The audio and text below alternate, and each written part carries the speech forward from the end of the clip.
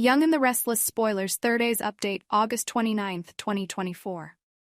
Sally Spectra stood in the middle of Adam Newman's luxurious penthouse, heart pounding with a mix of anger and determination. The events of the past few weeks had brought her to this moment she had dreaded but knew was inevitable.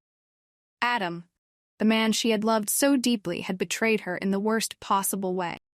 He had given him her heart, trust, and he had shattered both with his lies and deceit.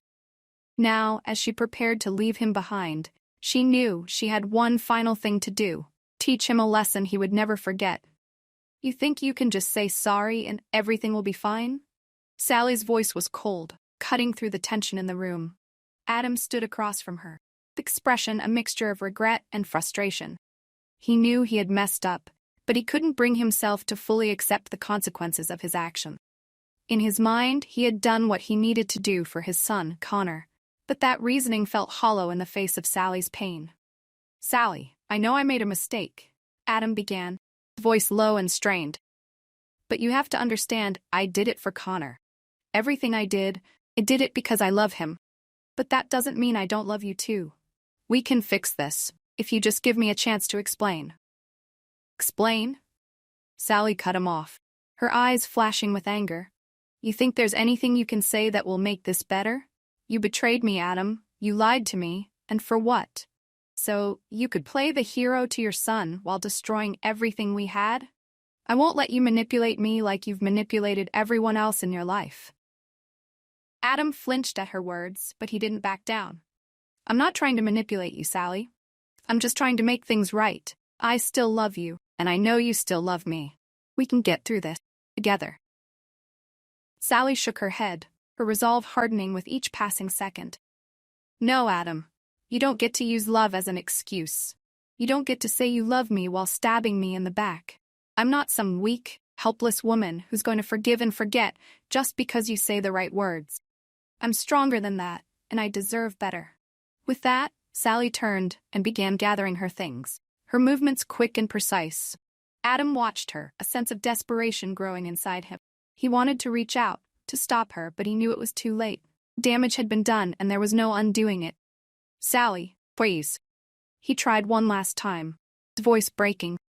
"Don't do this. Don't walk away. We can fix this. I know we can." Sally paused for a moment, her back to him, before slowly turning around. "This isn't about fixing anything, Adam. This is about me finally realizing that I'm worth more than the lies you've told me.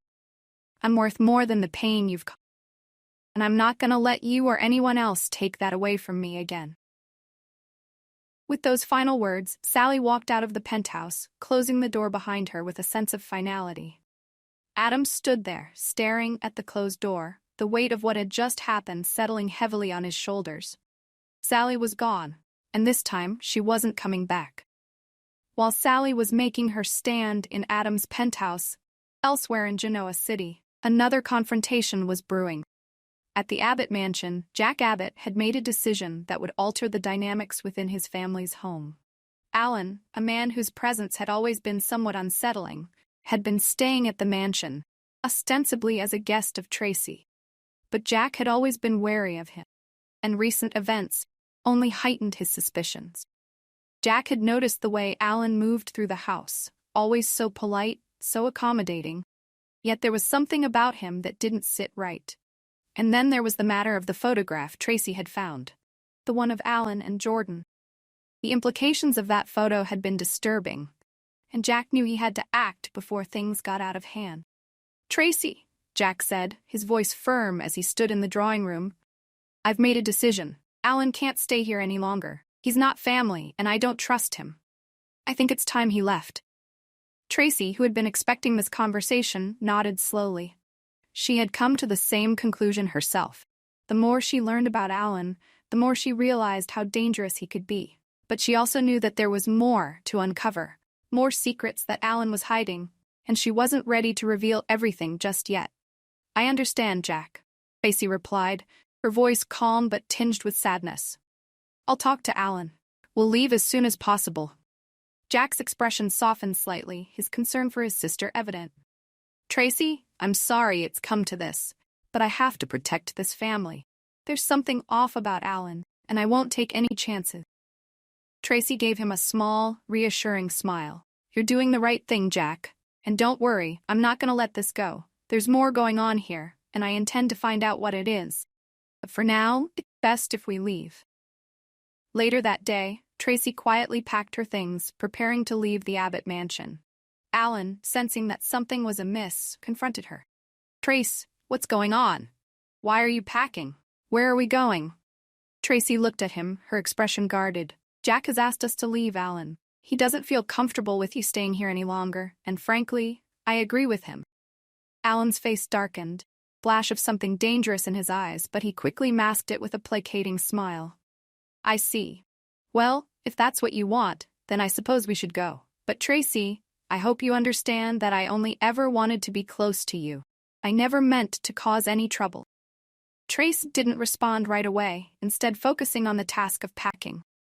When she finally spoke, her tone was measured. I'm sure you have your reasons, Alan. But there are things about you that I don't understand. Things that don't add up. I'm going to find out what those things are, and when I do, I hope you'll be honest with me. Alan's smile didn't quite reach his eyes as he nodded. Of course, Tracy. I've always been honest with you. Tracy wasn't fooled. She knew that Alan was hiding something. Something big, and she wasn't going to rest until she figured out what it was. For now, though, she had to play along, had to pretend that everything was fine until she had all the pieces of the puzzle. As they left the Abbott mansion, Tracy couldn't shake the feeling that this was far from over.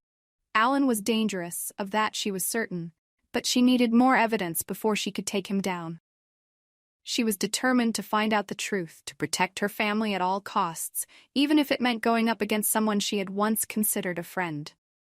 Back at the penthouse, Adam was left alone with his thoughts, the weight of Sally's departure heavy on his heart. He had lost her, and in doing so, he had lost a part of himself. But as much as he wanted to wallow in self-pity, he knew that there were other battles to fight, other challenges to face. For Sally, leaving Adam was a step toward reclaiming her strength, her independence. She had learned the hard way that love couldn't conquer all, but sometimes you had to walk away to save yourself. And as she moved forward, she knew that she would be stronger for it. In the end, both Sally and Tracy made decisions that would alter the course of their lives. Decisions that would test their resolve and their courage. But they were ready. They had to be. Because in Genoa City, secrets had a way of coming to light, and when they did, nothing would ever be the same.